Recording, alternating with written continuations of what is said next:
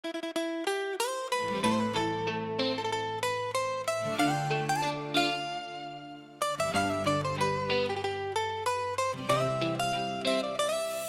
90-an don ditegakkan, tanah Aceh jadi ladang penyiksaan. Rumah dibakar, sawah jadi kuburan, ibu diperkosa, anak-anak kehilangan, mata dicongkel, kepala dipenggal, perut dibelah, tubuh dijagal, kemaluan dipotong, dipaksa ke mulut. Kisah kezaliman terlalu kelam untuk disebut.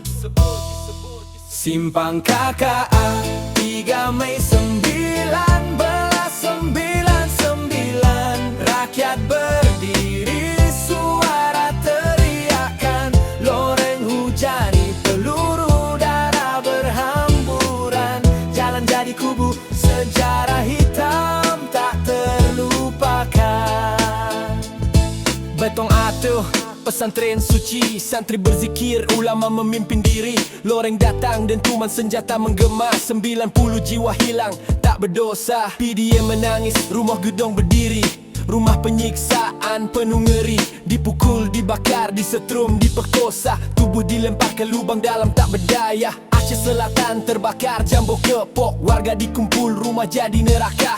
Asap hitam naik, nyawa pun sirna, sejarah kelam ditutup dengan dusta. Idi berduka, Aceh Timur bersaksi, warga diseret, dihajar, dibunuh tiada henti. Tak hanya pejuang, rakyat pun dibantai, Idi abadi jadi noda yang mengintai. Namun di gunung bendera tetap berkibar, bulan bintang jadi cahaya yang tegar. Gambar diri martabat dijaga, meski diburu semangat tak sirna.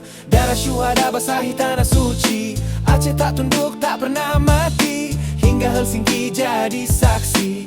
2005 tinta janji tertulis, tapi otsus hanyalah kertas tak bernyawa. Pusat ingkar, rakyat merana, hasil bumi dirampas, hak diabaikan, damai rapuh, luka ditinggalkan. Simpang KKA 3 Mei 1999, rakyat berdiri, suara teriakan, loreng hujani, peluru darah berhamburan, jalan jadi kubu, sejarah hitam tak terlupakan. Simpang KKA 3 Mei 1999,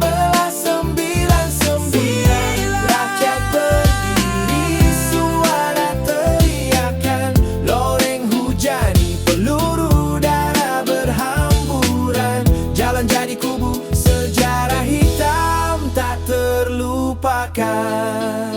Dari Simpang KKA ke Bantakia, dari Rumah Gedong ke Jambo Kupok, dari Aceh sampai Helsinki, luka ini jadi api dan api takkan mati.